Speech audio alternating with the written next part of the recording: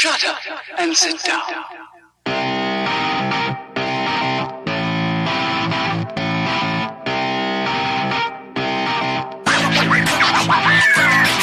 I want to welcome everybody back. This is episode 193 of Third Shift.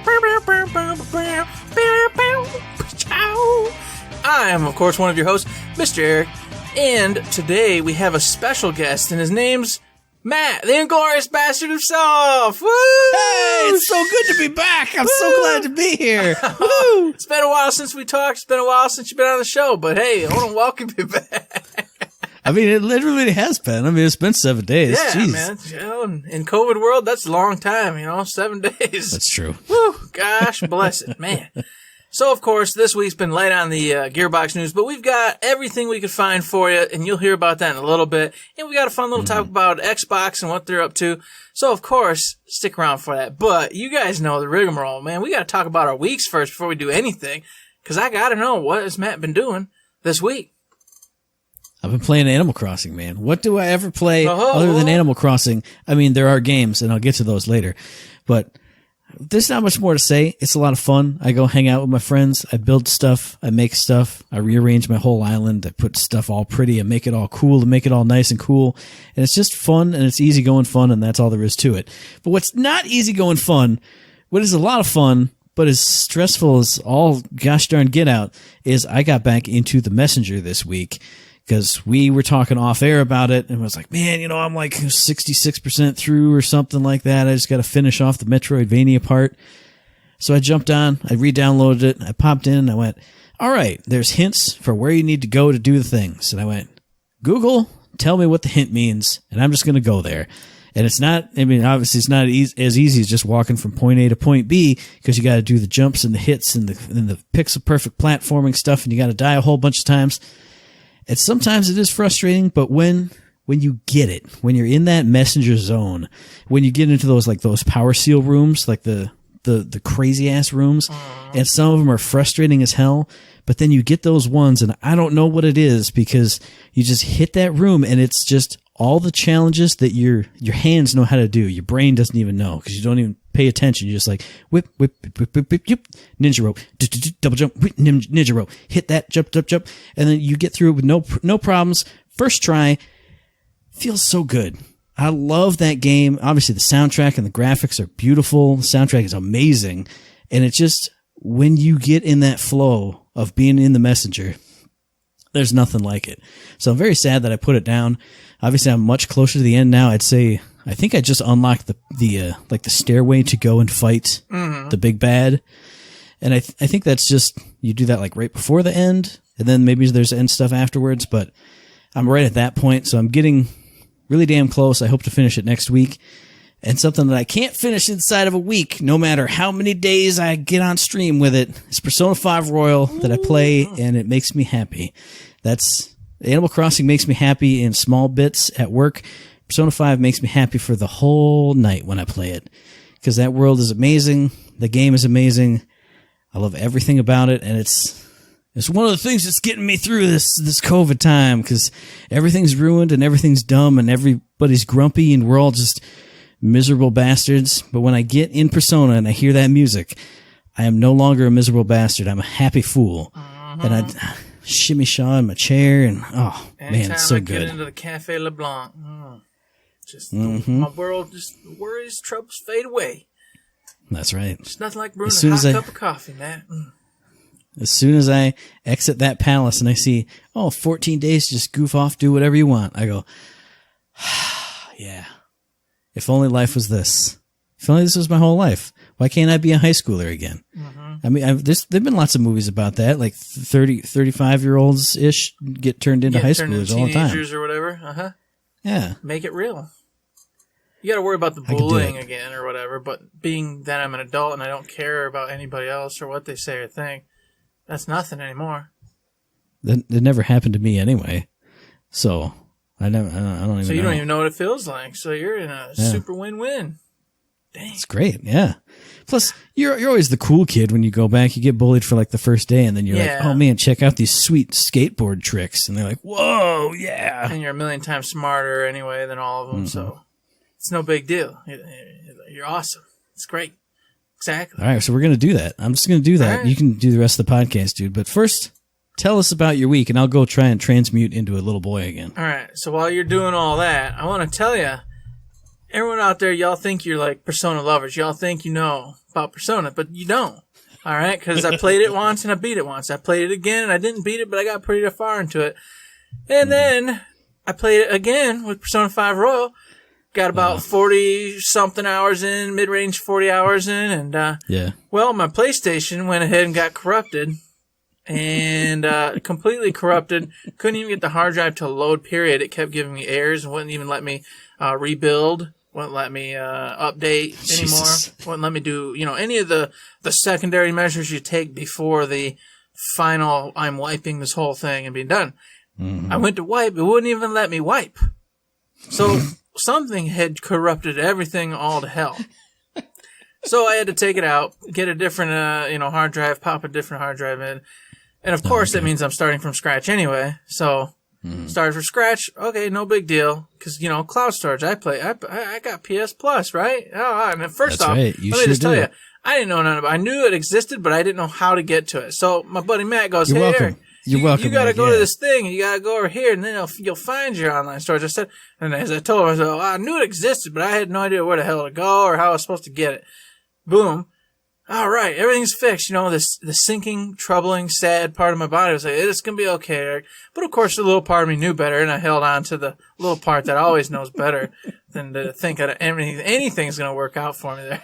So I get home and I go in. I go cloud storage, empty. I don't understand. Let me check it out again. Empty. Cloud storage, empty. Cloud storage, game from my save from a weird game from 7 months ago. I don't know why. What? Get that one. So I go through and I find out that 75% of my games have no online cloud storage. And the ones that do have weird random save spots. So I'm like, what the hell just happened? So, oh man. Guess what, everybody? I had to start all over. I got nothing. I got an old Borderlands account, so I gotta gain levels again. I gotta get all through there again. I got half of my Doom Eternal stuff. All my FF7's gone. All my Persona's gone. My Dragon Quest is gone. Oh, yeah. Well, see here, look on the bright side. This is one little bright side bit. If we play on Saturday, which I don't see why we shouldn't, we can do that DLC all over again and get all the side quests, because we'll buzz through the main stuff. Because you won't have beaten it. That's true. Yet, quote fingers. Mm-hmm. So we could do that. That's something. True. That'll be fun. Yeah, I think I'll enjoy it. Plus, it'll get me caught up in levels because I think my last save was at 53, so it's not that bad. Yeah, I'll run you through with my little thank 57. you. Oh, I appreciate that, man. With all your cool annoying gear, looking real nice. All right, I appreciate that. So yeah, that was my gaming this week, is getting through that, and now I'm starting over in all my games. So I'm once again going through Persona, once again going through Doom Eternal, once again going through FF7, once again going through Borderlands, all over again. So I am a champion, a master of Persona, everybody, okay? I am 4 times now through Kamoshida's Palace. I can do Kamoshida's Palace blind. I don't even need to see. I know where to go. I hear it. I feel it. Based off what they say, I know what room I'm in. That's actually true. That's fair. Yeah. It's ridiculous. So here we are. It's been bananas. COVID, of course, all the same crap going on. Been doing a lot of outside work, getting the yard up to date, getting all the things looking pretty and nice for the eventual spring/summer that we're going to get, because if you don't know, Michigan's going back into some cold weather with a little possible snow, and it's like, whatever. Thank you, Michigan. I appreciate it. Didn't want to just have warm, nice weather. It's fine. So it's been hectic. It's been a wild week, as you can imagine my week is, because that's just the way the world works for me. It's just it.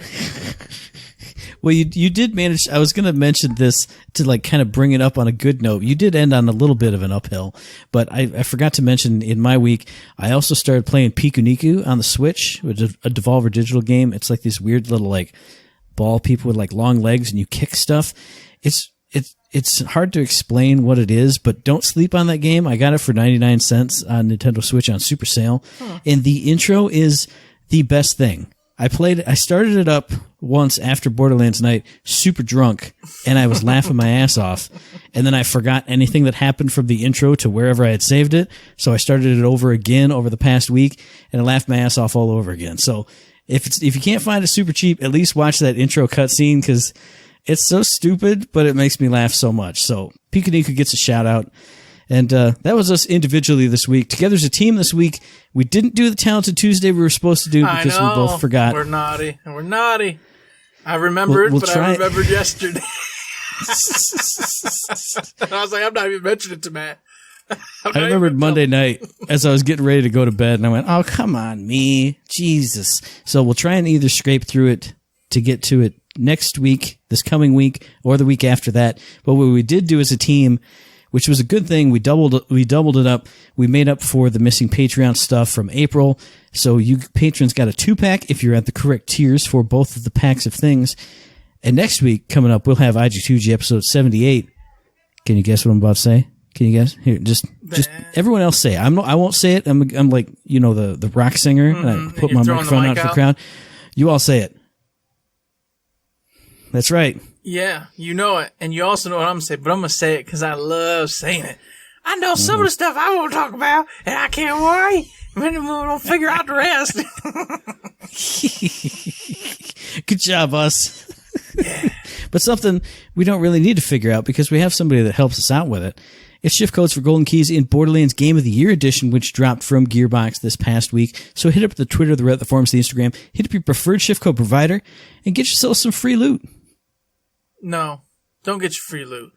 If you're like me and you're starting over with your levels, don't get your free loot right now, okay? Save that loot until you're level 57. Then go get your free loot. Just a message for everybody out there leveling up or that lost all their stuff and have to start over, etc. Well, hit up your preferred shift code provider and then much later get yourself some free loot when you're ready for it. But get them keys, though, yes. Yes. Otherwise, they're going to go bye-bye because them codes don't last. They got little detonators attached to them, and they go boom. You know it. So fix yourself. Get your loot. It's important. I really don't want to use the segue, but speaking of things that have time-based detonators on them that are going to go boom eventually, see, now I brought us down. That's a good one. It is a good one, but it's a bad one, and it makes me sad to even say it, even though I'm smiling now. No, we got to use it, though. We got to use it. That's too good. It's too good. Speaking of things that are eventually going to go boom and detonate and to never be seen again, Battleborn had itself a beautiful, wonderful, another Battleborn day. Its last Battleborn day. Mm-hmm. Its anniversary has come and gone. Folks came around, talked, had a good time, played some Battleborn. I saw clips from all sorts of folks out there. Oh, yeah. Jim Ferrona being one of them. He even did an amazing, cool song. It was wonderful. If you haven't seen that, get out there and check out Jim Ferrona. He's the voice actor, of course, for so many characters in the Battleborn world. Oh, yeah. It's unbelievable. Yeah, the second best voice acting thing he's ever done. Obviously, I'm biased. I thought about bringing back Geek of the Week, but then I didn't prep the segment, so I blew it. But the people who didn't blow it are the people who got into Battleborn Day on its 4th anniversary, which seems like way too many. Like it feels like it just came out not too long ago, but that means we've been doing it for almost 4 years, which makes sense because episode 193, we're getting up on the 200s. So we've been there along the road with you, Battleborn, and they did a little bit of the festivities. They didn't have a whole lot going on, but they did do the bro certificates as well. You know, I saw Minrek came back on Twitter and was dropping codes for that. Our buddy Lowlines dropped a code for that and showed off a sneak peek at his ultimate Battleborn like repository, like a big website he's putting together with all the character models and the asset models. Like he showed off, it was a quick little video he had of Oscar Mike, you know, popping the textures on and off of him, rotating them all around and then showing his gun with the different attachments on it. He said he was looking to upgrade it and get the animations in there before it finally goes live. He says he's trying to do that for the kind of like the farewell party, put that all up so Battleborn can live forever and everyone can appreciate it. Live forever and be remembered. Yeah. And you can still get a hold of the schematics so you can cosplay it or just do whatever you want with it, which is really, really cool. Very much appreciated, I'm sure, by many people out there. And of course, as Matt was mentioning, people putting up stuff. I think Mental Mars put up some battle packs, some codes for battle packs and whatnot, too. Oh, yeah. He found some, like, 3 legendary loot packs. First come, first serve, so they got snatched up pretty quick. But I thought that was pretty neat. So, you know, just a bunch of cool little fanfare here and there if you are in that environment and following the folks that loved and played the hell out of some Battleborn. And speaking of fanfare, I didn't know if you had something else or not. No, I was thinking about it, but I was like, I don't know. I'll just stay right there. Okay. Oh, sad. Poor Battleborn. Bye. See you later, Battleborn. Farewell. But speaking of fanfare and people who love games, Borderlands 3 was up for, I think it was 3 Webby Awards. I think it was announced either 2 weeks ago when we missed it, or just last week, and now the voting closed today as we're recording this. But they were up for Best Game Design, Best Art Direction, and Best User Experience, all 3 of which I think, Battleborn's pretty good at that. Borderlands 3 is pretty good at that. You're right. But all 3 of those things I think are worthy categories for Borderlands 3. It's all good stuff there. So if you did get a chance to go in and vote, I hope you voted for I hope you voted for Borderlands 3 because they deserve some wins and some love. Oh, they do. They really do. They've been up for quite a bit here and there throughout the year with different awards and stuff. But anything they get, they do deserve, by God. I just love the slips you keep with this Battleborn. It's so awesome. It's so much fun. Now you're just slipping back into like 3 years ago. Yeah, we haven't talked about it in so long. Hey, we talked about Battleborn. I said Battleborn like 100 times. It's just going to keep coming and coming. Well, speaking of Battleborn statues, we got a cool statue. Of Borderlands, yeah!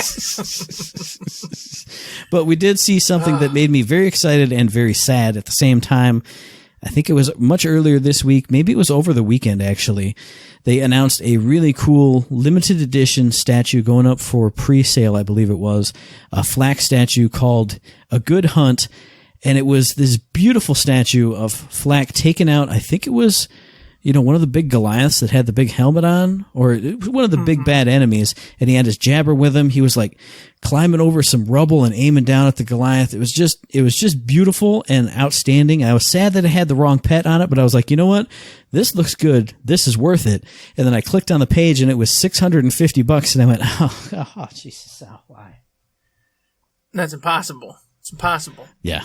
There's no way. There's no justification in the world for $650 for a figurine. I can't do it. And it makes me really sad because it looks amazing. I think it's like 24 inches tall, so it would look huge and imposing. So it's real. Yeah, it's the real deal. It's beautiful and it's wonderful, but that's just an insane price for something. I couldn't even imagine. I mean, that's more than your next console system's going to be. It's true. But I mean, it is insane, but it's not. It's amazing too. So if you have the money and you can spare the $650, and you want some really expertly crafted, beautiful statue to sit on your desk or in your entertainment center, or in like one of those curio cabinets, it looks awesome. It looks incredible. So more power to you. I mean, you and I, we literally could do it, but we can't do it. Oh yeah, everyone has blood and semen, right? You can just go donate those things. Not everybody has both of those, Eric. That's what? That's not the way things work.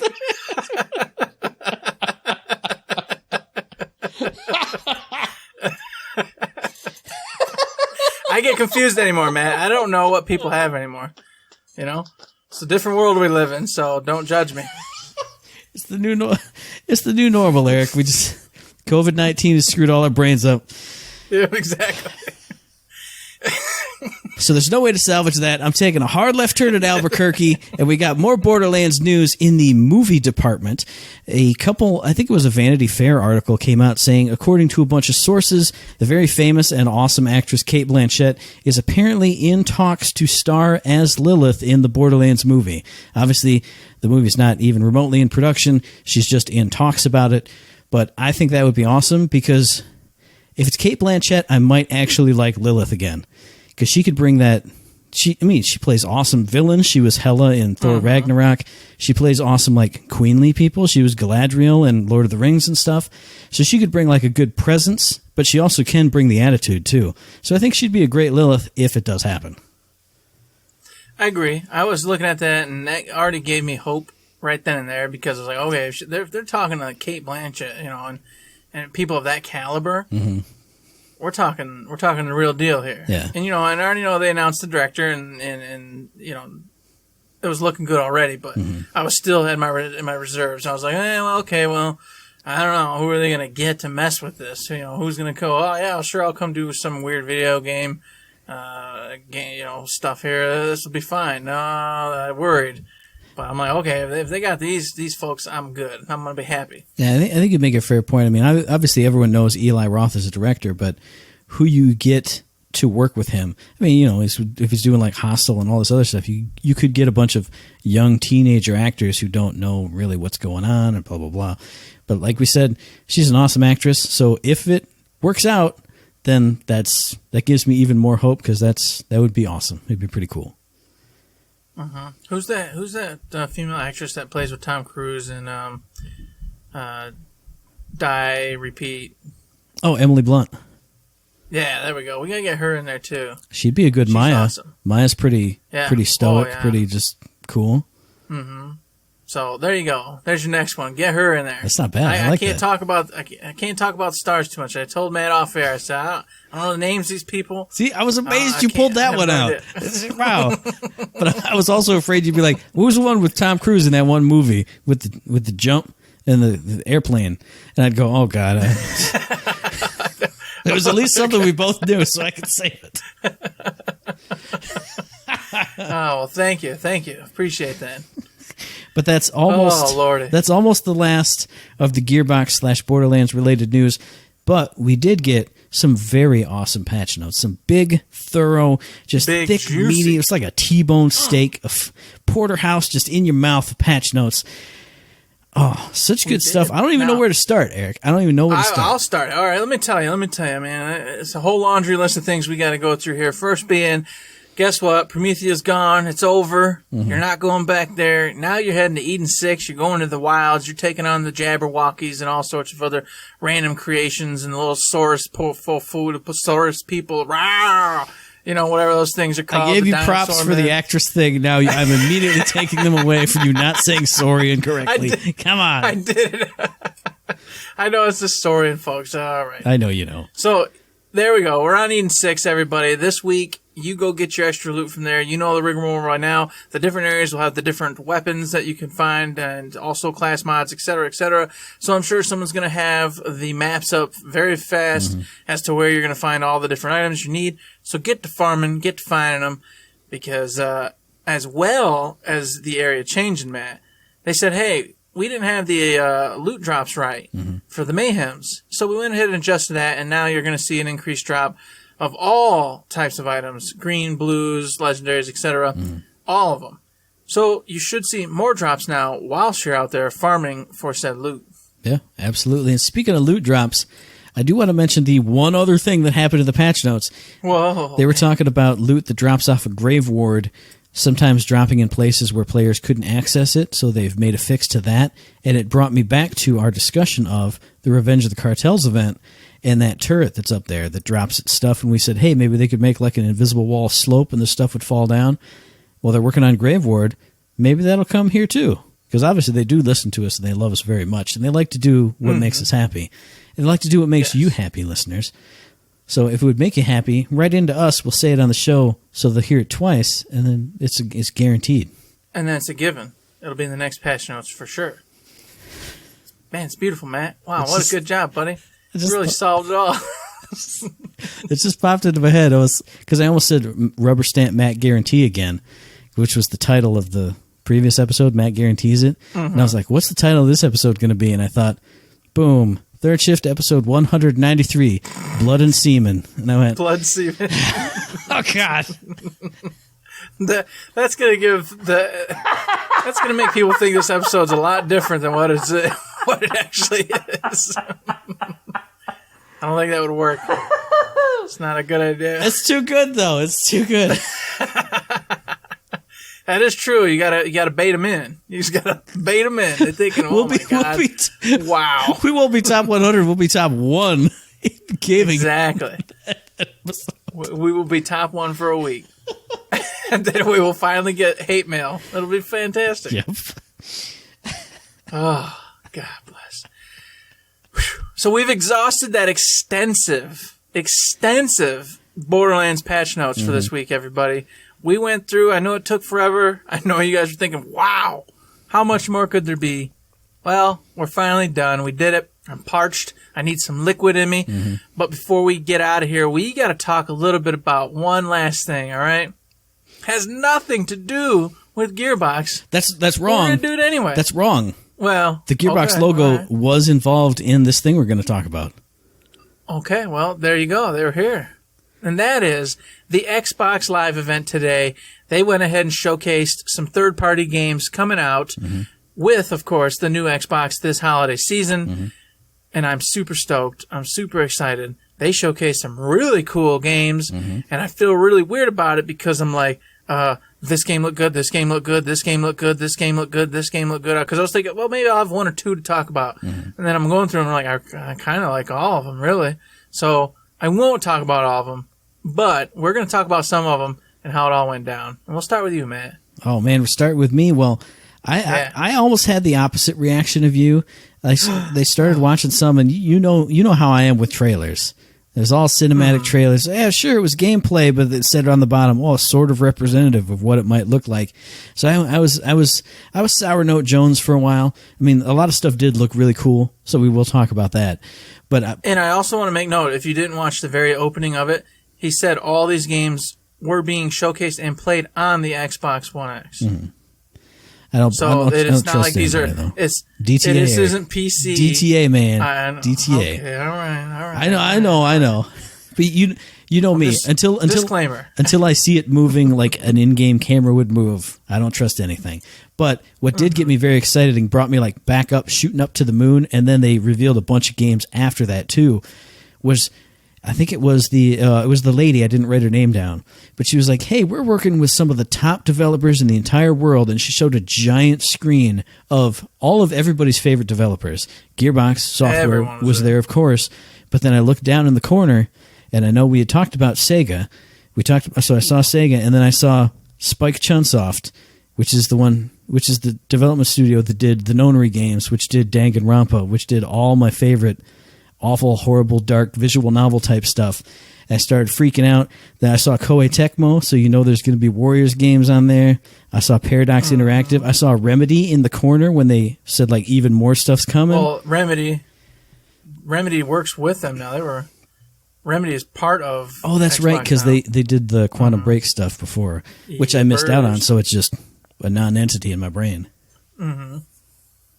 So yeah, a lot of awesome developers already on that list, which is already showcasing that the Xbox this time around ain't joking around. They're not messing around. They went out, they were making deals, hustling like the ballers, the players they are, and they're really shooting to give PlayStation a run for the money when it comes to games on platform or on console, whatever you want to call it.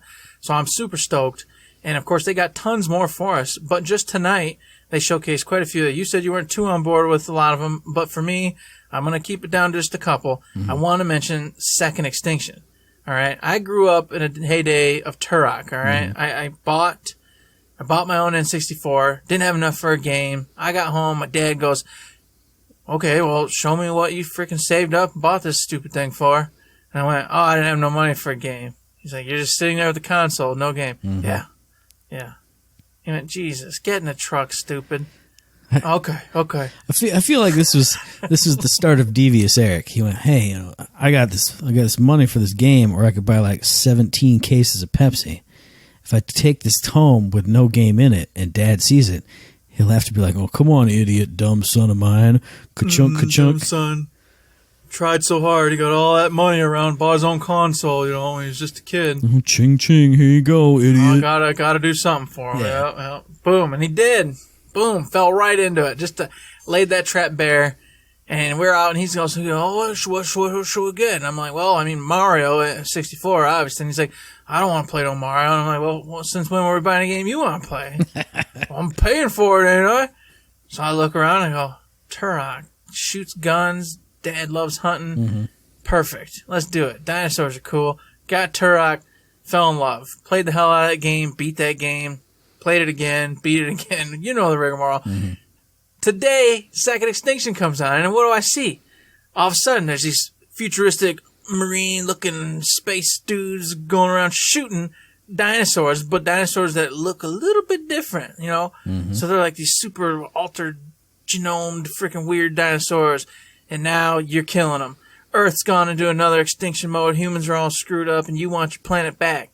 Oh, I fell in love right there. I went, yeah, I got to shoot me some freaking Tyrannosaurus Rexes and some Raptors, Dilophosaurus. I hope we get to shoot a Brontosaurus. You know, I want to shoot that Brontosaurus right in his little brain. There'd be literally no point in doing that. He'd just be sitting there eating a tree. Come on now. I don't care. I'm tired of the games with dinosaurs where the Brontosauruses are just sitting there and you don't get to shoot them. You don't do nothing. They just eat grass and drink water and you just run by them while the Raptors are chasing you all over the place. If you ain't going to help me, Matt, you got to get rid of them. All right? Just saying. But say you team up with like an Ankylosaurus. Ankylosaurus will have your back. He'll swing his big old bony club tail around. Club thing, yeah. Or a Stegosaurus, you know, with them, that nice beautiful tail of his. There you go. Triceratops won't take no shit. Come on. There you go. That's true. Get on him, boom, he's deflecting blows left and right. We got no problems. See? Man, dang. I bet none of these features are in this game. No, I think you're just murdering every dinosaur there is recklessly. It's going to be great. It totally looks like Left 4 Dead if it was dinosaurs instead of zombies, kind of, to me. Because you have a team of like 3 people. So it totally looks Left 4 Dead style to me. Yeah. So that's the one part I am worried about is the team aspect of it.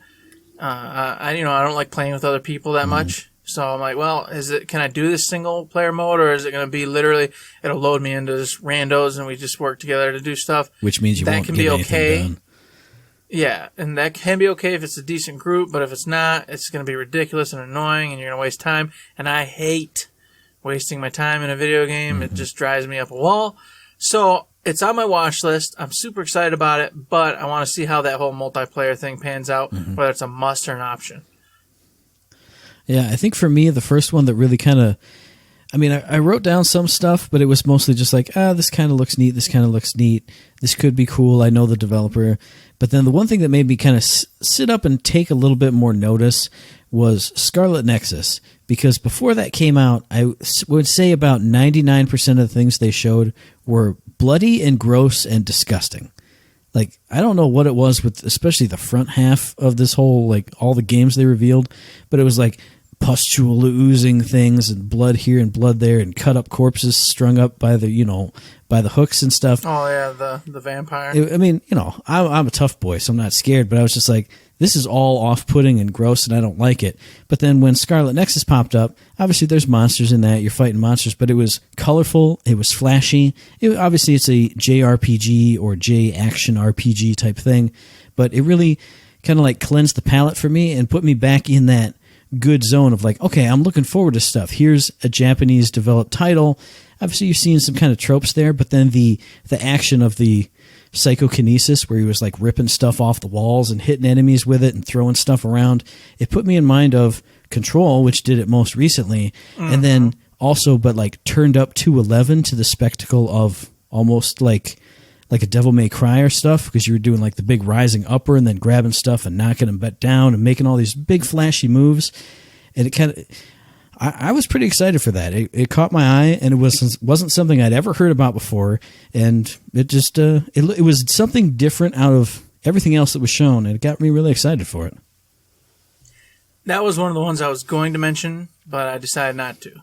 So I was just like, oh, man, maybe Matt will mention that one. He did it. Sure did, Matt. He did it. Didn't let me down, because, boy, oh, golly, I love anime. I love all sorts of anime. And this has that really cool same tone with the character models and whatnot of that. But, like you said, it has the awesome throwing, the freaking giant cars around, the blades, the cool little, like, lightsaber-type blades, things. I was like, yeah, this could be something I could get into, as long as it doesn't take a weird, anything that, I'm just going to say it. Dark Souls, Bloodborne, those games have destroyed everything for me, because I feel like so many games that could just be really cool beat-em-ups try to go into that route now, where it's like, yeah, we're just a beat-em-up, but we're going to make sure every boss is super weird and hard and it's crazy. And I'm like, yeah. So I always look at these games now and I go, all right, I'm super interested, but I'm going to wait and watch and make sure that it's not all convoluted and punishing and ridiculous. Yeah, I could see that if it leans a little too far into like the spectacle fighter stuff for like the big bosses where you have to hit all the combos and do all the things. I would hope not, But what I'm really interested in is knowing more of the story, because you see this weird world and you see, you know, the characters, you're part of some big team who's out to eradicate these monsters. But then also through the gameplay they showed or the cutscenes they showed, like it looks like your people are like getting corrupted and like stuff's getting stabbed into them and like weird abilities and marks are coming on their faces. So it put me in mind of something like Nier Automata. Like maybe we signed up to do this, but now we're getting screwed over. So maybe we gotta, you know, you kill all the monsters, but then the government tries to kill you, something like that. Who knows? I just hope it goes in a crazy, fun, weird, wild anime direction. I agree. That's what I'm hoping for. Is a lighthearted, cool story, not too difficult. Well, I don't care if it's difficult, but you know what I mean. Not punishing. Like stupid, punishing, difficult. Yeah, exactly. That's what I want. If it does that, I will definitely keep my eye on that one.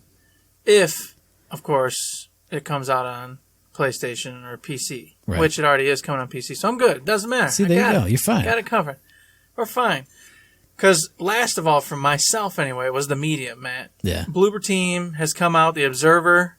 The guys who made The Observer and something else. Yeah, Layers of Fear was the first one they did.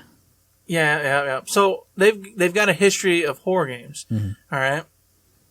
And this one looks like a Silent Hill type game. Mm-hmm. All right. In fact, they've got the Yahoo. God, I forget. You know me. Hey, Akira. Here, Akira Yamaoka. Yeah, you're good enough. Yeah, okay, I'm close enough.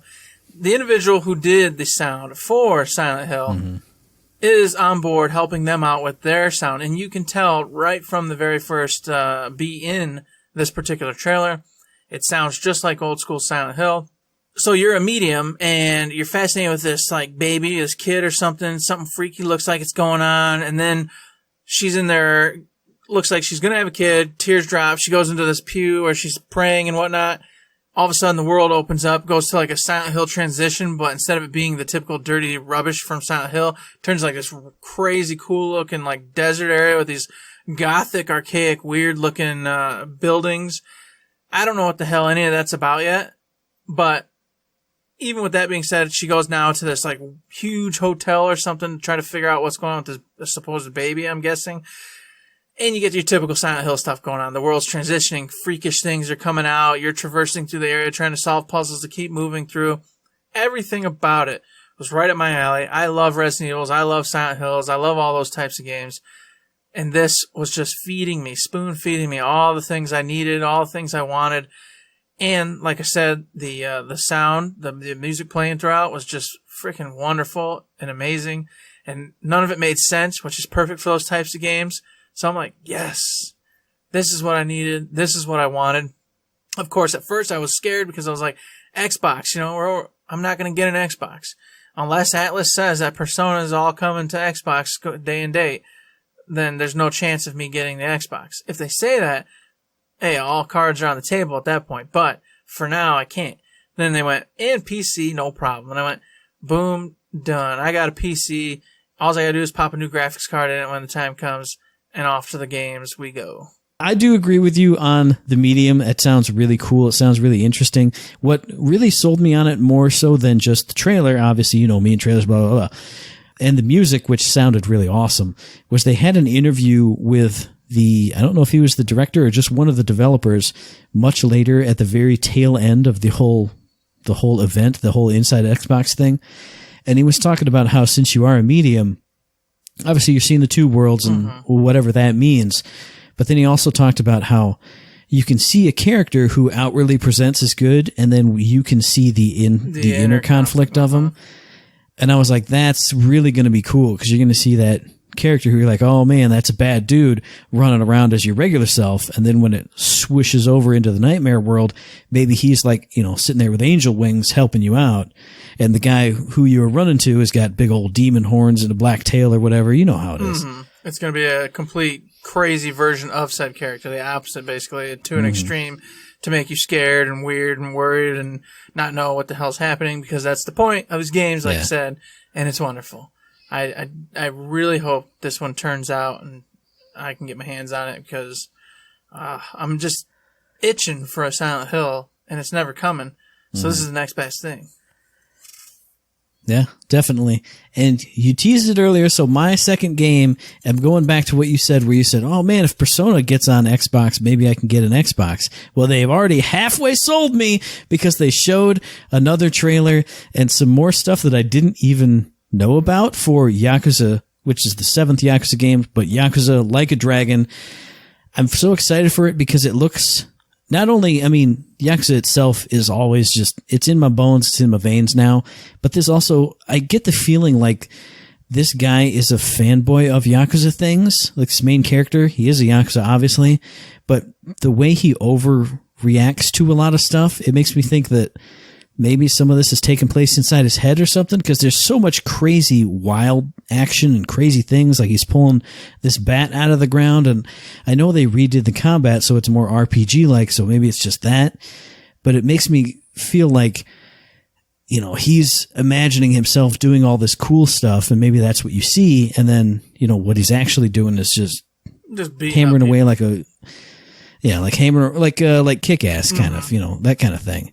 But I saw that, got excited, and then I saw also in the trailer, you can see Majima is in there and Saejima are in there. Like, there's one point where Saejima throws Majima at somebody. And I'm like, I had no idea those guys were in there. Maybe they're just cameos. Maybe they're, you know, like additional fighters you can recruit or something for your crew when you make it. But it made me sit up and take extra notice. And the fact that it's there, it's coming out. It's going to be in the Xbox Series X launch window. And man, it just, if there's Yakuza on a console, I gotta own that console so I can have all the Yakuzas. I have all the Yakuza games right now. Now I gotta get in on every console in the world. So you can have all of them, period, no matter what. Now, that's right. I haven't played Yakuza. I've watched you play a lot of Yakuza. But this one has my interest piqued because, like you said, it's going to an RPG. So you're going to be taking turns doing combat, the whole 9 yards. And the whole shtick of this one is that he's in love with RPGs, D&D, all that stuff. So like you said, everything he does, he's imagining in his head that it's like flaming bats and spells flying and all sorts of ridiculousness. When in reality, in reality of it, it's just probably fighting them and beating them up. But because the game is what it is, you get to have all these crazy animations, like you're casting spells and doing ridiculousness in the Yakuza world, and you're doing an RPG style. And if you don't know, the Yakuza stories are just crazy bananas. The side quests are just ridiculous beyond belief. So I have high hopes that this game is going to be fun, entertaining, and just a pleasant game to play all the way through. Yeah, I wrote Yakuza 7 in characters like 3 times the size of anything else I wrote for my show notes. I'm so excited for it. I can't wait for it. But I would be remiss if we didn't at least mention during our discussion of the Inside Xbox event, something I didn't know anything about was they kept talking about the smart delivery. So if you buy any of these games that are coming out on the Series X... 10 of the 13 of them were. But if you buy any of those games currently on your Xbox One, you can get basically a free copy of it on the X when you upgrade to it. And which not is just a copy. Amazing. An upgraded version of it. Yeah, enhanced for Xbox Series X. For Xbox, yes. Yeah. And of course, if you didn't see, there's that little symbol that says Xbox designed and made for Xbox One X. So you're going to see it whenever you see it in a game. That means that the developers used Xbox to make and fashion this game, which means it's going to have all the premium, you know, buttons and things that are designed to go with the Xbox. So even if it's on PlayStation, if you see that symbol, that means they made it with the Xbox engine, which means it's going to, of course, run the best, most likely, on said system. So I thought that was pretty neat, too. I was like, all right. So here's their new... It's kind of a gimmick, but it's a cool one. Right, you know, because it's like, well, even if their game, if it is on the PlayStation and everywhere else, and they can't say it's just only on Xbox, they can still say it was made for the Xbox. But, of course, it's over here. But it's the inferior version because they designed it using our tools. I do appreciate that there's like some transparency there because we all went through the Xbox 360 PS3 era where a lot of times it was originally developed for the 360, but they ported it to the PS3 and it totally blows now. Like Bayonetta was pretty notorious for that, or the reverse, obviously. So it's nice to actually see hey, look, I'm a consumer, and I went and I looked at the box and it said developed for Xbox One X, and I go, okay, if I have both systems because I'm a rich kid or all this other stuff, why not get it for where it was made for? Exactly. And I think that makes sense. I think that does give them a nice little edge. I wonder if PlayStation's going to kind of do the same thing. We don't know because PlayStation still has revealed little to nothing. So it's kind of a mystery up at this point. But I do think the smart delivery, I think, is going to have to be done by everybody now. I just feel like this one, that's too big of a game changer. Buy your game for the old console and you get a free upgrade. I think with them doing that, if you don't do that, that's a big punch in the gut. So I'm curious to see how PlayStation responds now with that being the case for most of these games so far that Xbox has shown. Yeah, I 100% agree with that. I mean, we went through the GameCube to the Wii era where, it's always a Zelda game that always, it comes out on the old generation, but it's also here for the new one. So, if you can just make it easy for gamers where you're going to start playing it here, and then as soon as you get that new console, boom, it's right there. You don't have to buy it again. You don't have to just go back and play on your old one. It's just a nice, smooth transition. And especially in this calendar year where there's all those big games getting pushed to the end of the year, especially now delayed from COVID and all this stuff. Why buy a PS4 game that's super hot and cool when you could buy a PS5? But if you got smart delivery, porque no los dos? I'm the little girl from the El Azteco commercial, whatever it is. I don't remember. Old El Paso? Is that it? Yes. I'll tell you, it had to be done because once Cyberpunk delayed like they did, that was the number one question. And I said it to you. I said, there's no way in hell I'm buying that now. Yeah. I'm just going to buy it on the next gen system. Why would I buy it on the old system when in a month later you're going to have the new console and you know dang well they're going to do some high-up version for the new console. So why would I waste my time playing the inferior one? Boom. All of a sudden they went, hey, everybody, listen. Xbox has this cool smart delivery thing, and if you buy it here, don't worry. We're giving you the free upgrade version. Why don't you get your cool new Xbox? And I went, yeah, that was the only way you could have done this. Otherwise, your game was going to flop because everybody was going to wait and just get it on the new console. It was a give me, in my opinion. So smart move, and I'm just loving it. I feel good about it. I like it. And speaking of smart moves and high up new versions for the stuff, this is probably the last thing that I've got, but you and I talked about it. We were talking about, hey man, this Inside Xbox Series X reveal is going to be coming up. Let's watch it and talk about it for the show. I immediately turned to you and said, man, how long is it going to be before Gearbox releases all the Borderlands games just in a smack dab super ultra HDR super ray tracing edition for the Xbox Series X? And boom, they were, like I said, they weren't front and center, but they were just left to center on that giant screen of all the developers that's working with Xbox Series X. So you know it's coming. We made a smart move. Because we guarantee, rubber stamp, Matt guarantees it. I did it that time. It's an Ultra Collection is definitely coming out for that. It's obvious. It's too obvious. I mean, sure, they're going to put their next games on it too, sure. But I mean, come on. That's not the smart boys, what we said earlier. No. It's a guarantee. It's going to happen. There's also talk of the Mass Effect trilogy coming out, high res, being redone, all that good stuff. Yeah. So I'm excited, because I want to see these games all redone. And before we end this, I do want to ask you, apparently this is a big shtick right now on the big, gaming websites and stuff. People are really upset at the way the games were looking with the gameplay. Because I think a lot of people were expecting like this big boost in the graphics, and they thought it was going to be like this huge new gap. But I don't know. I feel like having listened to a billion podcasts over the course of the last few years, seeing tons of stuff here and there, I just knew it wasn't going to be a huge jump in graphics, that they were trying to get AI smarter. They were trying to make load times go away. They were trying to clear up all sorts of little tiny things, increase the lighting effects, water effects. I feel like they were doing a pretty good job of stating that's the direction they were heading for this console generation. But apparently, like a lot of the big websites are like, oh man, a lot of people are upset because the graphics aren't that much improved from the current consoles to supposedly this ones. How'd you think? I thought they looked pretty good. I thought everything looked fine. I wasn't and I wasn't even sure that I didn't think people would be. So it's kind of a shock to me. Were you all right with what you saw, or?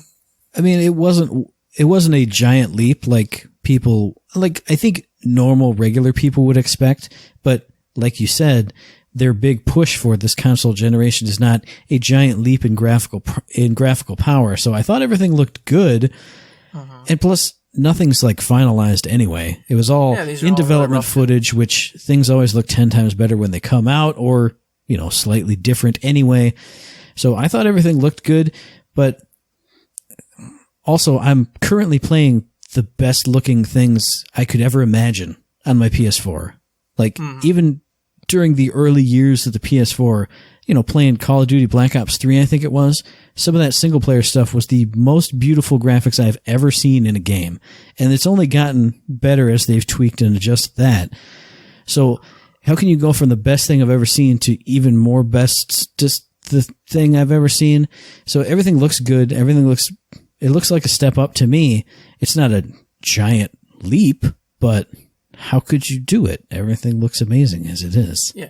I feel like graphics have kind of got to the spot where you're not going to get much better right now, but you can improve so much other stuff that, as they've been talking about, that's exactly what they're doing.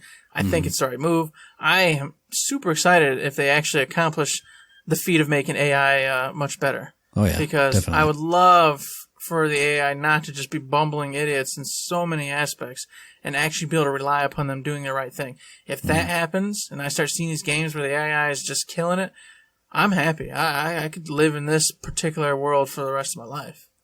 Like I say, you get that plus the much faster loading times that they kept mentioning all throughout the whole presentation too. I mean, I don't notice it a lot with every single game I play. Like Persona 5 doesn't load super hard, but when you do get a game that loads a really long time, like when we boot up Borderlands 3, it's not a big deal. I'm not harping on it. But when you sit there and watch Claptrap go across that screen 6, 7, or 8, or 9, 10 times, it does wear on you. Because other games, you put them in and they boot up and it's done and it's good. So if every game boots up like Persona 5 does, hot diggity daffodil, we're in the money. I'm looking forward to that. I can't wait. I hope it all works out. But we got a ways to go, Matt. And speaking of ways to go, hey, we've gone a ways and the show's done, Matt. That's what I'm talking about. Let's end it. Let's get out of here.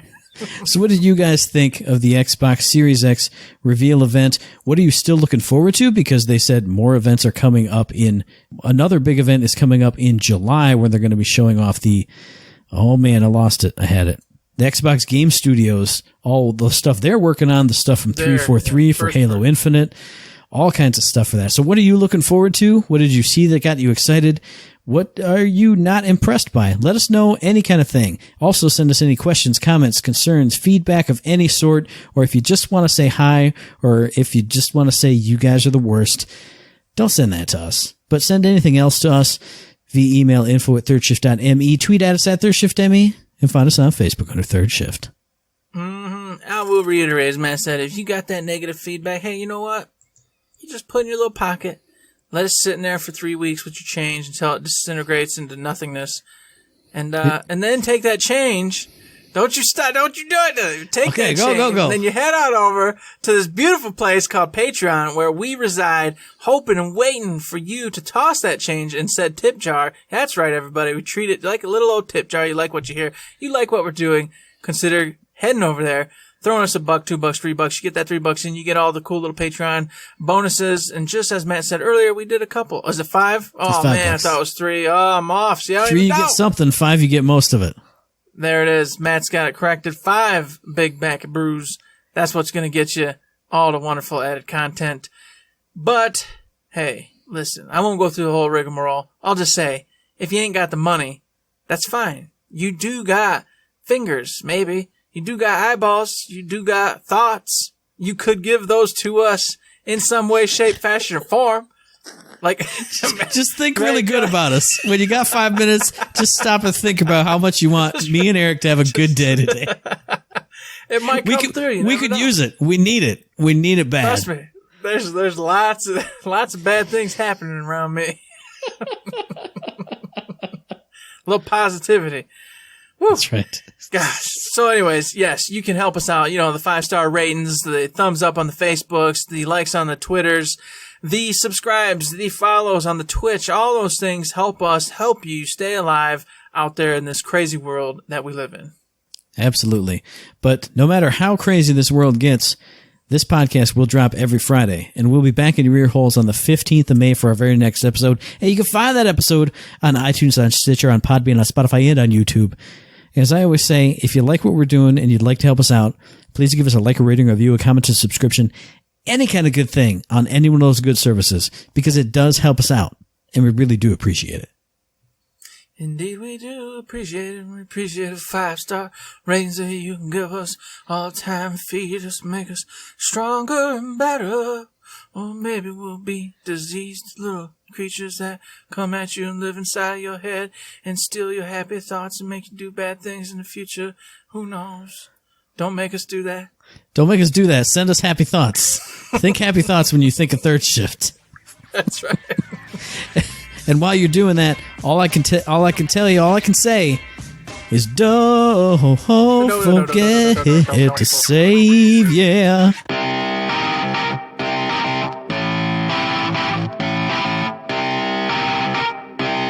Shut up and sit down.